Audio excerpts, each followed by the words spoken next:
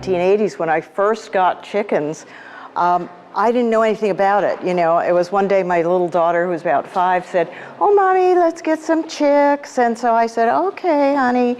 And we did, and I didn't have any idea what to do with them. And back in the 1980s, really all that was available as information was about the commercial industry and raising 100,000 or 500,000 birds. So, you know, what I learned was, if you're looking for a book and you can't find it, you may have to write it yourself. And so that's what I ended up doing. And I wrote this book first. And when it came out in 2007, people didn't know anything about it. And, you know, I'd say, "Oh, I wrote a book about chickens." And people would say, "Oh, is it a cookbook?" And it was just at that time that backyard flocks were getting popular. And in 10 years, everything changed. At this point, everyone I talk to literally is either raising chickens or knows someone who is. So everyone understands this now. It was just kind of an idea whose time had come. So, and just to talk about Dunstan's presentation a little bit, I hope you're not intimidated. He's a wonderful resource. You're really fortunate to have him if anything comes up. But I have to say, I have had backyard chickens since the 1980s, and I've never had a single one of those diseases. Backyard chickens are really one of the most biologically isolated critters, and it's unlikely to come up. Things like Marek's disease, when you're getting chicks, just ask if they're vaccinated, and they'll tell you, and you will know, you know, that you're taking a chance if you acquire chicks that are not vaccinated. And most of those other things, you know, he's got an interesting job, and boy, if you have any questions, he's definitely the guy I'd go to. But the likelihood of that happening is pretty low, and you don't have to be too worried about that. Okay, so we're going to talk about moving on. If you are thinking of raising chickens for production, think about what it is that's going to be your product. Are you going to be selling meat or eggs? There's interesting ways that you can market your eggs. This is a chart of the colors that Maren's chickens lay. They can lay all the way up to that dark, and when they're being judged at a show like the show next door, and I hope you're all going to spend a lot of time there, they said they're going to have about 2,000 birds. And a show is also a great place to talk to the breeders, find out what they're raising and how it goes. But the egg color is actually part of what they judge Maren's on. The darker is more desirable. This is the commercial Cornish Rock Cross. And this is the standard of the industry. This is what Kentucky Fried Chicken gives you. This is what you buy at the market. They are, as Brad said, a very highly genetically controlled. They're not genetically modified, but they are naturally bred into very particular kinds of genetics. So those birds are genetically very uniform, and therefore they're very subject to being annihilated if one of those diseases gets into the poultry barn. So one of the reasons that we want to save standard breeds is that they have natural immunities that could help ultimately. Jeanette Berenger of the Livestock Conservancy said she was talking with an industry representative and said, you know, what do you want us to save the most? And he said, save everything. We have no idea what we're going to need. People consider industrial conditions. You know, it's inhumane to keep chickens in this kind of conditions. And now that people are kind of becoming more aware of that, they're more sensitive about it. And that's one of the things as a producer that you can sell, that your chickens are raised in more humane conditions. There's a lot of challenges facing agriculture today. Agronomic, nutrition, and food security. This is one of the big issues of disease that they're worried about. And I have to tell you, I come here from an area that's just north of the exotic Newcastle disease outbreak that we're having in California now. I'm about 400 miles north of anything that's been infected, so I don't feel like I'm going to infect anything here at the show. But a lot of our poultry shows have been canceled because of the fear of spreading it. One of the problems with that is it's not actually in backyard flocks. What it's in is cockfighting. And that's, unfortunately, the USDA classifies cockfighting flocks in with backyard flocks. They don't differentiate between the two. And since cockfighting is illegal, that whole problem is pushed underground. People are not reporting to people like Dustin. They're not asking for help because they're already running an illegal operation.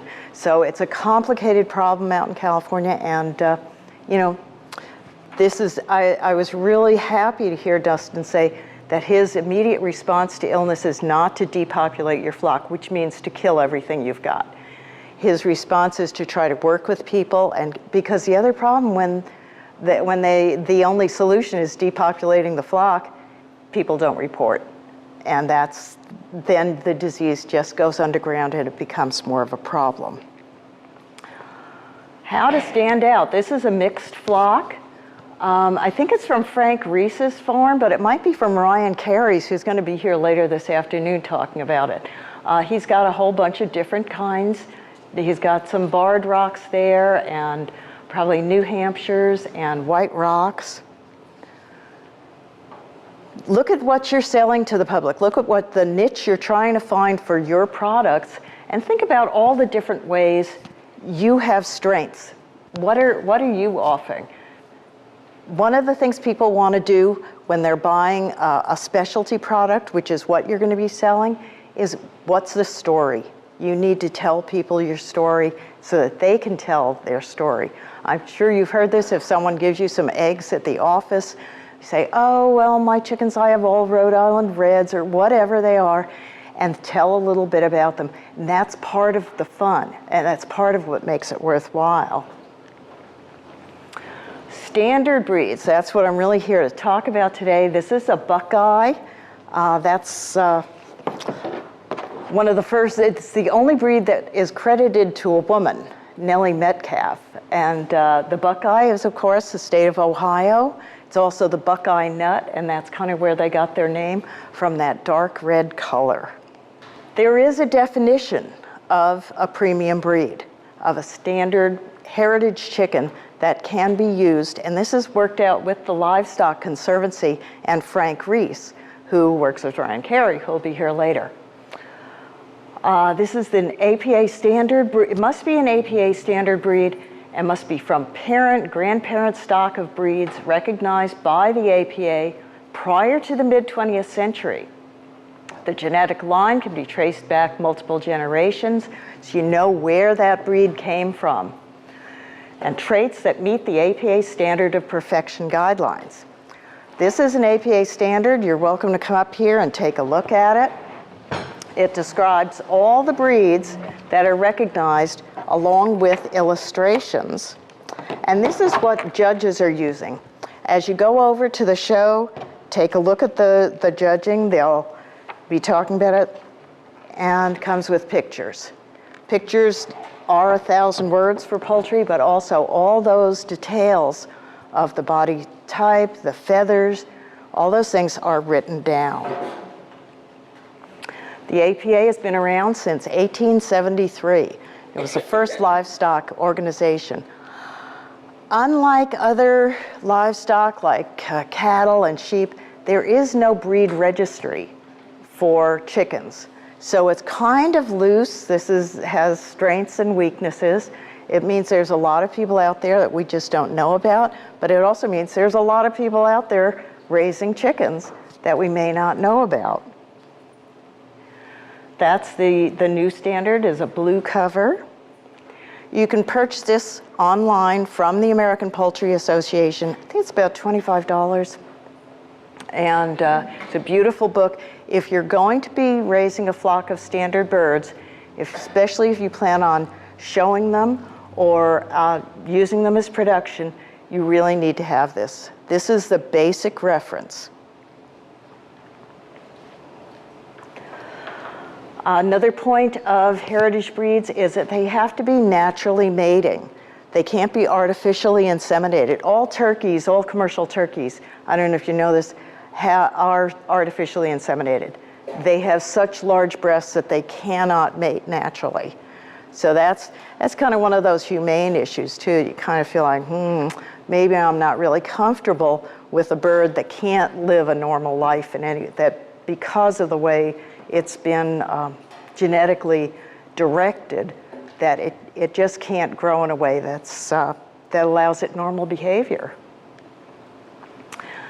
They need to have a long, productive outdoor life. This is both good and bad. This is, heritage breeds are slow developing. The Cornish rock crosses are usually slaughtered. The ones you buy in the grocery store are about 6 to 7 weeks old. They're basically oversized chicks. And so that's, they're bred, that was the goal. It's called the feed conversion ratio, that in the shortest amount of time, they put on the most weight with the least amount of feed. And that's because you're looking at dollars and cents. And that, of course, is going to be important to you, too, if you're raising a production flock. I mean, you're in this for the money, right? But they have taken it to a very extreme result. And heritage breeds take longer to grow up, and they live longer. Slow growth rate, no less than 14 weeks, usually longer than that. You can see that, between 7 weeks and 14 weeks, obviously those chickens are going to be eating a lot more. They're going to take more time to be cared for. So that's something that needs to work into your business plan so that you can be making money, so that you can figure out how this is going to work. And that's why it's important to sell your story about why your chickens and your eggs are special. Heritage eggs have to come from heritage birds. The Livestock Conservancy, this is actually their old logo, which I think is a lot prettier than the new one, but the colors didn't reproduce as well, so they changed to a new one, which reproduces really well and it looks great. But I think it's not as pretty. The Poultry Census, the Livestock Conservancy conducted a poultry census. As I said, because there's no formal registry, no one really knows what's out there. People, like Dustin said, just buy some chicks at Farm and Fleet, bring them home, and they've got a flock. They're started. But they're not registered anywhere, no one knows what they've got, and that's fine, except when you're trying to save heritage breeds, it's important to give support to those who are doing this and to help them out and to know what the problems are. So the Livestock Conservancy, the first year they did this, they had like 30 responses. It was really low. So it's really hard to draw any conclusions from that. That was back in the early 2000s. Well, since then, with the advent of the internet, it's much easier to get information out and to have people respond with what kind of birds they have and how many. So they've got a much better idea of what's really out there now. Those are the goals. Save the really rare stuff. Breeds that are really have fallen away. Whoever's raising them, whoever has production flocks of them, really get them together and support them. Saving really old stuff. Some of these breeds, the Dorking goes back at least to the era of the Roman invasion of Britain. There's Roman mosaics that show birds that are distinctly Dorkings. And, chickens have been with humans for around 8,000 years. So there's some of these breeds that are really old and they carry with them really old traits. And like I say, we don't really know exactly what they've got. We don't know if they're immune to certain diseases. And genetics in chickens, it's a package deal. It's very difficult to select a particular trait and say, well, we just want this. It kind of comes, this is the challenge, and if you talk to breeders over at the show, that's the challenge of breeding. If you're trying to change the size, have a chicken that's bigger, some breeds have been kind of degraded over time, and they don't really grow big enough. So it's trying to figure out how can we breed these birds to be bigger without also getting other traits along with them. Traits that might affect their comb in a bad way or their health. So it is a package deal. Land races are the chickens that develop naturally without humans doing selective breeding with them. Like Sumatras, they are a South Asian breed, and basically they live in the trees. These are the birds that people haven't really exercised selective breeding on. Selective breeding is when people keep a flock and say, I want a different kind of comb. I want to work on the comb of this bird. I want a different color. I want these chickens to be black instead of white. And so start selecting from their flock those birds that they want to breed to get those results. Land races are birds that have just developed by themselves over time, responding only to the environmental selective pressures rather than the human ones.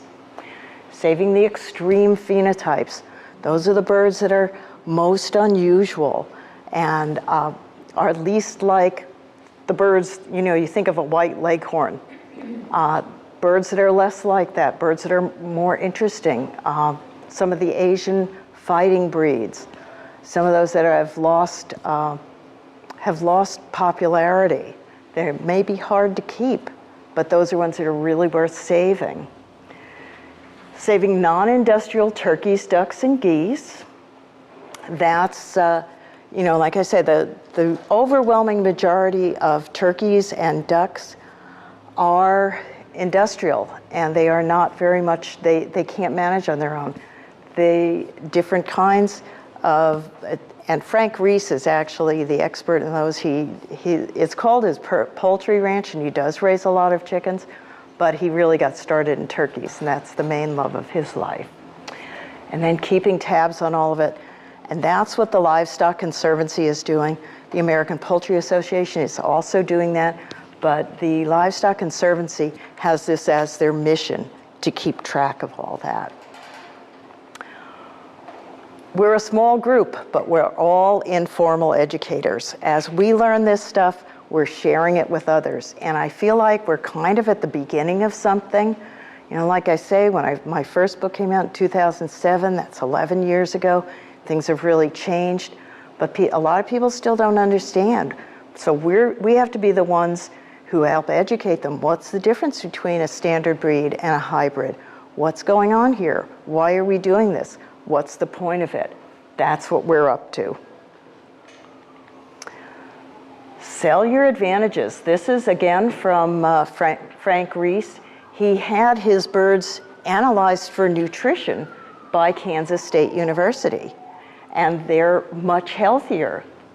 They have fewer calories from fat and more nutrients. And that's really important. People want that. Your customers really want to know that they're eating something that's really worthwhile. It's not just fatter, it's not just bigger, it's actually healthier for you. This is Frank's label. And labels are very important, but they are legally regulated. So this is a label that has actually gotten the approval from the USDA. And it was something of a long process, but Frank's really serious about this. And it shows your customer that they're getting something really special. And I think he's done a beautiful job with this. The APA Flock Inspection Program is another effort on the part of the APA to help producers get going with this. And this is something that they used to do in the 40s and 50s, and then they dropped it as the industry took over with giant poultry houses raising thousands of birds at a time. As Brad said, the standard breeds used to be the production flock.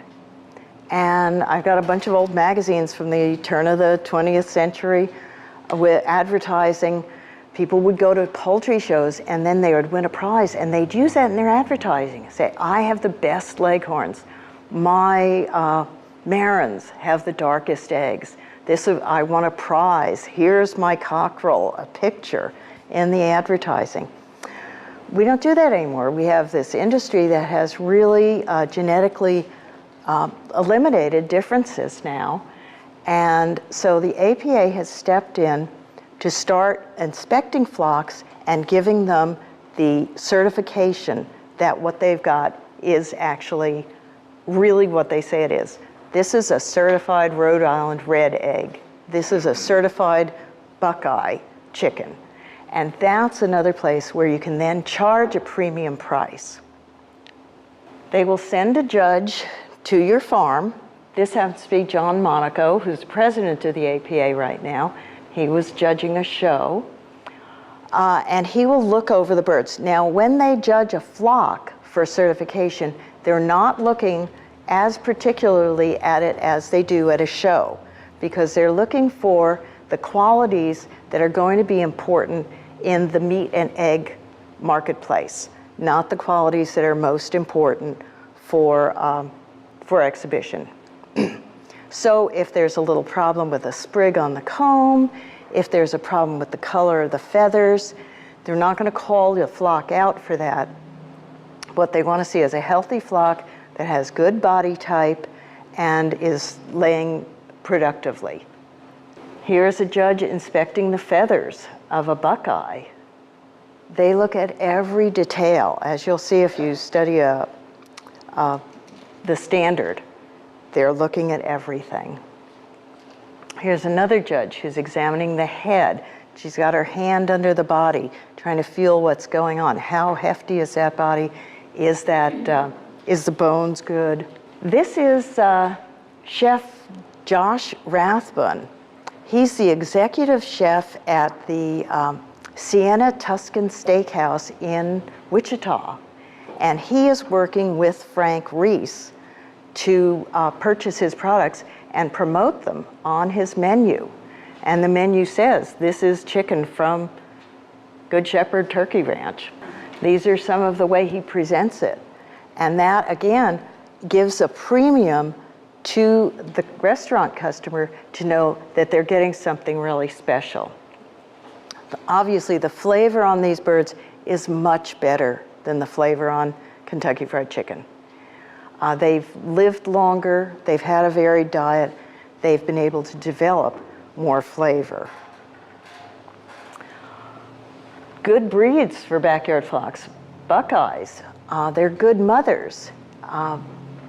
Broodiness has often been bred out of egg breeds and other breeds. It's fallen away. Broodiness is a behavioral characteristic. You know, it takes 21 days to hatch a chicken egg. So you've got to have a hen who's willing to sit there and hatch that egg. And that's what a lot of these breeds will do. Most of the egg breeds, like the Italian breeds, Anconas and Leghorns, they just won't do it. They're just too flighty, they will not sit there. But other breeds will. And that's another good thing, a strength of raising standard breeds. They will renew the flock themselves. As long as you can have a rooster and you've got some space for her to sit on that egg. And as Dustin said, just having a mother who will lay the egg can prevent a lot of those illnesses. So that's an important behavior that doesn't show up in the showroom, but it's really crucial for backyard flocks. If you don't have that, if you're raising hybrids, and a lot of people do get involved with hybrid egg breeds, which have become very popular, and they can do a good job in laying eggs, but they're hybrids. And just like hybrid plants or a mixed breed dog, you know, you can't take a mutt and a poodle and breed them and get a poodle. You're going to get a mutt. And that's essentially what you get from trying to cross hybrid chickens. You will not, it's hard to say, maybe the offspring would be good layers, they might be, but they're not going to be a recognized breed. And that's, the other thing is, if you're raising those, then you're tied to purchasing from the hatchery, because that's where you're going to have to get them. You can't reproduce your own flock, whereas standard breeds can do that. Delawares. This is a really good chicken, and it's almost disappeared a few years ago, and a couple of people got involved with them. They're actually a relatively new breed. I think they were recognized in about the 40s. But they were so pretty that they were also recognized for exhibition. They are a good meat bird, a good dual-purpose bird, because they also lay good eggs. And a few excited breeders got involved with them, and they are now coming back, and they're doing well. This is a breed that has struggled with size, so that's one of the things that their breeders are working with. But they're coming out very nice, and that can be a really good dual-purpose bird. Egg color can be a real selling point. People love unusually colored eggs. The blue and green eggs, that gene comes from the Araucana. It's kind of a tricky breed to raise, but it's been bred into another breed called the Americana, and those are a recognized breed. They're a very nice chicken. They are definitely, the definition of breed is that they will breed true. If you breed two Americanas together, you get Americana chicks reliably. So that can be fun. There's some dark Marans or possibly Guelsomer eggs. These other, they kind of vary in color. They could be Rhode Island Red. The color of the egg is determined by the breed. You know, I've had people say to me, well, gee, how long do you have to wait for your chicken to lay a brown egg? Well, it doesn't work that way. The brown egg layers are going to be laying brown eggs all the time. Sometimes the color varies. It gets lighter and darker over time. Usually it starts out dark at the beginning of the laying season, and then gets lighter. But it's another one of those features that you can use to get a premium price for your eggs. Silkies. These are kind of a specialty bird. They have feathers that are like hair. And again, it's a very old breed. It was actually reported in the West for the first time in the 1300s by Marco Polo after he came back from China, and reported that there were chickens with feathers like hair, which everyone thought he was making up. But it's true. And they also have black skin and black bones. And if you have an Asian specialty market, these are desirable. That's a quality that can sell well. Silkies also are known as excellent mothers. A lot of people who keep breeds that are flighty, like the Leghorn and other egg breeds, will keep a few silky mothers around just to hatch their eggs. See, their feathers are way different from normal feathers. It's kind of tricky because they can also get muddy and dirty. If they get wet, they can get chilled. Other chickens, their feathers naturally kind of repel water. That's not true of Silkies. They come in a lot of different colors. They're very popular. They're actually bantams, so they do lay small eggs, but they're so pretty, and I'm sure there will be lots at the show. Dominiques. This is another great story. This is the first recognized American breed. And they've got that dappled black and white feathers that's thought to have kind of helped camouflage them in outdoor flocks. They have a rose comb. They look kind of like a barred rock. You may have heard of those. But their feathers are a little bit different, and that's a distinction that the judges are going to look for. And they have a rose comb instead of a single comb. They are also known as good mothers. They've got all that history behind them that assures that they're going to keep going. The Javas. This is a really interesting story. This is considered an American breed, although it came from Southeast Asia back in probably the middle of the 19th century. And they were thought to be black. That's all people had by the 20th century. This particular flock is at Garfield Farm in Illinois, which is a living history site. And so they started hatching the Javas. They got dedicated to this breed, and they started hatching them.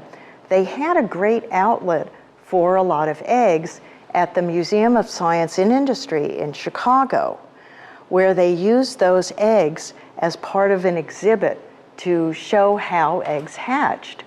So they were using about 8,000 eggs a year.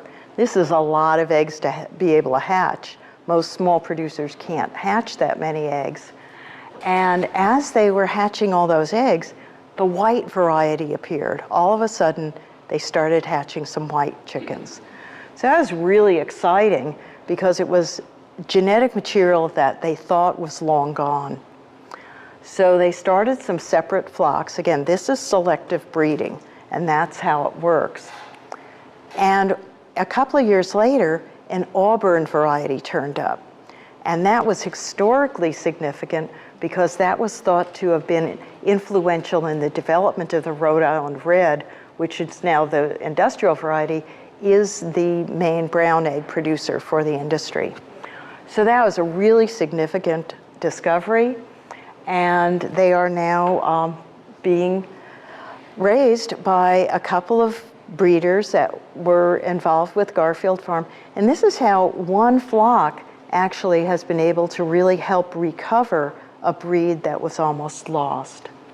Rhode Island Red, it's the only chicken that is a state bird. So isn't that fun? Yeah, there's a lot of fun facts about things. And of course, Rhode Island Reds are very popular. They're, you'll probably see some at this show. The exhibition variety is very different from the commercial variety that is laying all those brown eggs. Wyandotte, a personal favorite of mine. I'm sure you've heard the name Wyandotte. That's a Native American name.